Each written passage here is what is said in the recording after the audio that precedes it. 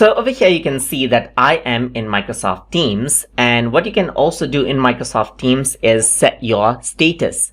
So right now, if I were to go around onto my user right here, then here you can see that my status has this green mark right here, which means I'm available. But if I were to go around onto the available section, you can also set yourself to busy right here, which turns you to red dot right here, which notifies other users that you're busy. You can use the do not disturb over here, or be right back right here, and appear away over here as well.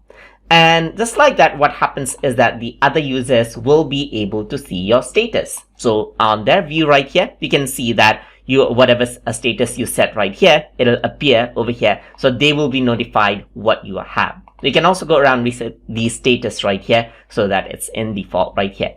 You can also set a status message by going around over here and set a status message. So you can see something like be right back after lunch. So you can let others know that you are in lunch, and you can also clear out the status in a particular time, let's say today or in 1 hour, and press done. And what happens is that that status will be there for 1 hour.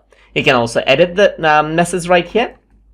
A lunch with colleagues, just like this. So you can go around and edit it right here.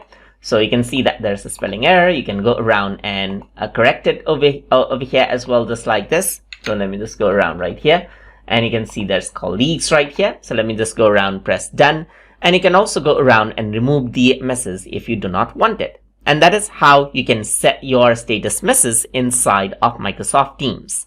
So I hope you guys learned something as always. And as always, please like, comment, share, and subscribe.